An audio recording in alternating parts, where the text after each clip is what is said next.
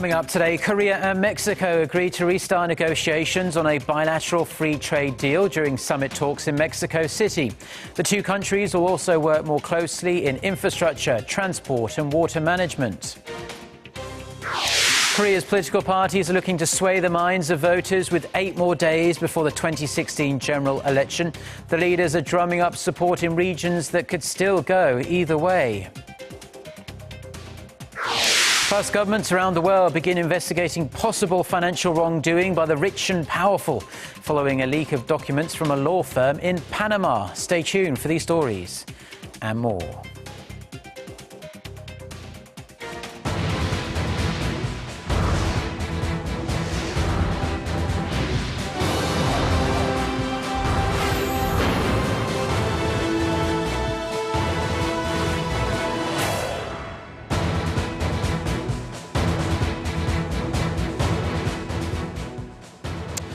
Hello, it's noon on Tuesday, the 5th of April. You're tuned in to our midday newscast here on Arirang TV. Thank you for joining us. I'm Mark Broom.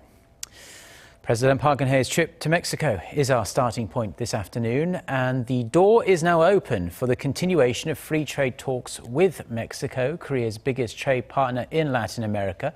And that wasn't the only big step taken to upgrade the two countries' relations either.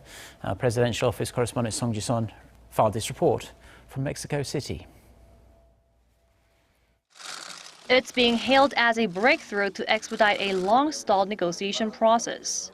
After the first Korea-Mexico summit in 12 years, President Park Geun-hye and Mexican President Enrique Peña Nieto said the two countries will resume efforts to finally seal a bilateral free trade agreement. This comes 8 years after talks came to an abrupt stop following opposition from Mexico's automobile and steel sectors. 멕시코는 우리의 중남미 지역 최대 교역국이지만 양국 간 교역 및 투자를 확대해 나갈 여지는 여전히 매우 크다고 봅니다. 이런 측면에서 양국 간 FTA 협의 개시와 한국의 TPP 가입 시 멕시코의 지지 방안 등을 논의하기 위해 금년 4분기 중 실무 협의를 개최키로 합의한 것을 뜻깊게 생각합니다. The two countries also sealed 34 MOUs to help Korean companies better engage in Mexico's projects ranging from energy, water management, transportation to infrastructure. A business forum and one-on-one consultations were held on the sidelines to allow Korean business leaders the opportunity to speak with local buyers. As Mexico has always advocated non-proliferation of nuclear weapons, the Mexican government also vowed to fulfill implementation of the latest UN sanctions on North Korea over the regime's nuclear ambitions. For a stop in Washington for the Nuclear Security Summit, President Park continued her nuclear diplomacy to keep the sanctions pressure on North Korea and open doors for Korean companies of all sizes to enter the America through expanded cooperation with Mexico. Song Ji-sun, Arirang News, Mexico City. Now, as Ji-sun touched upon there in her report, Korea and Mexico also signed dozens of cooperation agreements on the sidelines of their summit. For further details on the areas the two countries have agreed to work on, Kim Ji-yeon reports. The Export-Import Bank of Korea and its Mexican counterpart have agreed to provide financial support for Mexican importers of Korean goods and to increase the credit ceiling for Korean subsidiaries in Mexico to $200 million. The immediate beneficiaries are small and medium-sized companies that are jointly advancing into Mexico, as a Kia Motors plant is expected to open there in the first half of this year. With this, the government expects to promote Korean companies exporting to Mexico and their investment in Mexico and establish a channel between the state-run banks for future cooperative projects. The Export-Import Bank of Korea has also agreed to provide useful information with $1 billion to Korean construction companies when they're pursuing projects for Mexico's state-owned electric utility firm through 2018. Korea's Ministry of Trade, Industry and Energy and Mexico's Economy and Energy Agency will expand a bilateral committee that was established in 2005 on the resources front to cover trade, investment, and industry areas. It's also expected to increase a cooperation between the two countries in high-valued industries in the energy and ICT sector. The two countries' transport ministries have also agreed to increase their cooperation to share related tech info, experience, and experts. It's expected to increase the participation of Korean companies in the establishment of highways, railways, airports, and other transportation-related infrastructure in Mexico, which have attracted a combined $600 billion of investment from the Mexican government.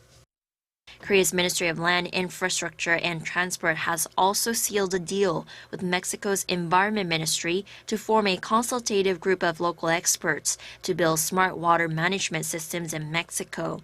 The move is aimed at improving water management in Mexico, which has been suffering from water shortages caused by severe drought, climate change, and its increasing population. The smart system is expected to lessen the rate of water leaks in Mexico's old water pipes, currently at 40 to 50%, to somewhere near Korea's rate of 11%. Kim Ji-yeon, Arirang News.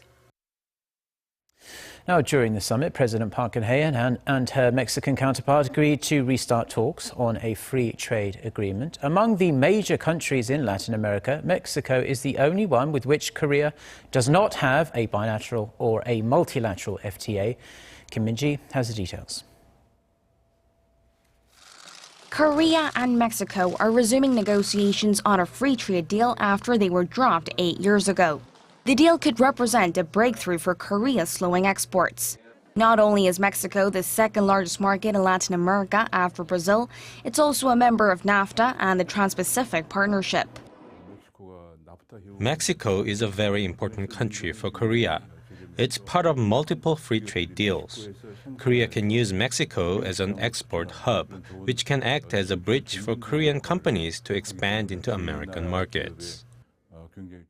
Mexico is Korea's 9th trading partner, and the trade volume between the two countries stood at $14.4 billion last year, up from just $4.2 billion in 2005. Korea's main export items to Mexico so far have been flat-screen displays, steel products, and auto parts. If a deal is reached, Korea is expected to enjoy tariff cuts on exports of automobiles, steel, and electronics. Experts say Mexico also has a growing interest in Korea. Mexico's attitudes on Korea has been changed because they recognize Korea's competitiveness in manufacturing, and in IT industries, of course, we have top-notch technologies, which is recognized by Mexican companies. I was told that Mexico's cell phone service companies are pretty much interested in cooperation with Samsung Electronics and LG Electronics. Mexico also vowed to help Korea join the TPP. The trade pact, which involves the U.S., Japan, Malaysia, Vietnam, and 8 other Pacific Rim countries, accounts for about 40% of the global economy. Korea currently has FTAs with 10 of the 12 PPP countries, with the exception of Japan and Mexico. Kim Min-ji, Arirang News. Now, in the rest of the day's news, and with just 8 days to go until Koreans head to the polls for this year's general election, the candidates are out once again in crucial voting regions trying to drum up some extra support. Outside of Korea, overseas voting has come to an end, and fishermen out at sea have just started faxing in their ballots. Shin Se-min reports. There's not much time left for Korea's political parties to win support from voters. After crisscrossing Seoul and regions outside the capital over the weekend, party leaders and candidates are campaigning in Gyeonggi-do and the central and southwest parts of Chungcheong-do provinces on Tuesday. Both regions are considered crucial because they have not shown a clear political affiliation in previous parliamentary elections. Ruling Saenuri Party chief Kim Woo-sung is expected to visit the central city of Daejeon and the country's administrative capital of Sejong, a region where the Conservative Party's support has declined in the past 2 weeks. The main opposition Minju Party of Korea's interim leader Kim Jong-in is heading to Cheonan in Chungcheongnam-do province and Gyeonggi-do province. The newly minted minor opposition People's Party is campaigning in Chungcheongbuk-do and Gyeonggi-do provinces to whip up support. They're continuing to promote their vision of a 3-party system while also reiterating that they will not be joining forces with the main opposition party for this election. With the parties hard at work, voting for overseas Koreans has come to an end, with Korea's National Election Commission announcing the end of the 6-day early voting period. Although no official data has been released yet, the Korean consulate in Los Angeles said that a little over 30% of eligible voters had casted ballots as of Sunday afternoon local time, 1 day before overseas voting ended. Meanwhile, Korean fishermen at sea have the next 4 days to vote, and they have one of the more interesting voting methods. They'll be sending their ballots in via satellite GPS-linked fax machines. 신세민, 아리랑 뉴스. Now, the United States has responded to North Korea's first show of interest in dialogue with Washington since the latest UN Security Council resolution took effect, and it's sounding a familiar refrain. Gonzwa has this report. The U.S. is also open to talks with North Korea, according to a U.S. State Department spokesperson in response to Pyongyang's recent remarks suggesting it wants dialogue with Washington. Spokeswoman Katina Adams told Seoul's Yonhap News Agency in a written statement that the U.S. has been clear that it is open to the possibility of talks with the North, but that the goal is to bring Pyongyang back to credible negotiations on the verifiable denuclearization of the Korean peninsula. She added that North Korea should be the one to take meaningful action on that front. That's also what a senior U.S. diplomat said on the same day. U.S. Assistant Secretary of State for East Asian and Pacific Affairs Daniel Russell called on North Korea to freeze its nuclear activities if it wants negotiations with the U.S. and suggested Pyongyang follow Iran's path and allow inspections of its nuclear test sites by the International Atomic Energy Agency. He said the U.S. has not given up on diplomacy with Pyongyang, but Washington aims to make the regime's leadership realize that there is no possible alternative to credible negotiations on the nuclear issue. Russell reiterated the U.S.'s commitment to fully follow through with UN sanctions, saying the measures are not made to destroy North Korea, but to bring North Korea's leaders, quote, to their senses. Kwon So-ah, Arirang News. Now, turning now to the latest developments inside North Korea, and experts in the United States say North Korea's main nuclear site is active, although they can't say for sure that its plutonium-producing reactor is running. The Kim Jong-un regime is also cracking down to ensure everyone toes the party line ahead of a key political gathering. Connie Kim reports. Concerns are rising that North Korea could be reprocessing additional weapons-grade plutonium to develop more nuclear bombs. U.S.-based North Korea monitoring website 38 North says it cannot be true, but recent satellite imagery of the North's main nuclear facility in Yongbyon indicates suspicious activity at a radiochemical lab within the complex.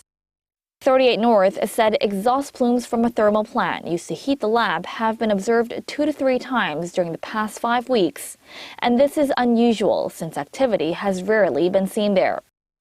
The analysis notes the plumes suggest significant activity is taking place or will in the future. The latest developments come a matter of weeks after James Clapper, the top intelligence chief in the U.S., said the North had restarted its Yongbyon reactor and could harvest plutonium within weeks or months. North Korea is also making movements to prepare for the 7th Congress of the Workers' Party in May. Pyongyang's Ministry of State Security has reportedly tightened security along the China-North Korea border to stop information leaking out. A source familiar with the North said the regime's security and intelligence agency is arresting North Koreans that make phone calls to the South and dispatching more personnel at train stations and marketplaces. Experts say Pyongyang will further tighten its control in the coming weeks as it needs to show off the people's loyalty ahead of the rare party Congress. Connie Kim, Arirang News. South Korea's government debt last year stood at roughly $510 billion US. That's up about $50 billion from 2014. The finance ministry says the sovereign debt to GDP ratio also went up 2 percentage points in 2015 from a year earlier to 37.9%. The same figure stood at 31% in 2010, and with its current pace of growth, the ratio is widely forecast to top 40% this year. Still, the government says the debt level is lower than it had expected. It adds Korea's fiscal conditions are relatively healthy compared to other OECD countries. The average sovereign debt to GDP ratio in the OECD stands at over 115%. Korea's foreign exchange reserves rose on month in March after shrinking for 4 straight months. According to the Bank of Korea, the country's reserves came to $369.8 billion in March, up over $4 billion from the previous month. The central bank attributed the rise to an increase in the value of non-US dollar assets such as the euro and the British pound. At the end of March, the euro traded at $1.13 per euro. That's up 3.9% from a month earlier. Foreign reserves held in overseas securities added over $4 billion from the previous month, while overseas deposits gained $500 million over the cited period.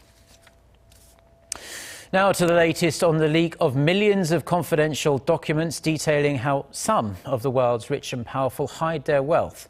Leading figures included on the suspected tax evasion list are responding with denials or just silence. Russian President Vladimir Putin has strongly denied the reports, calling it a political scheme by Western powers, including the US Central Intelligence Agency, the CIA, while the presidents of China, Ukraine and relatives of the prime ministers of Britain and Iceland have refused to say anything.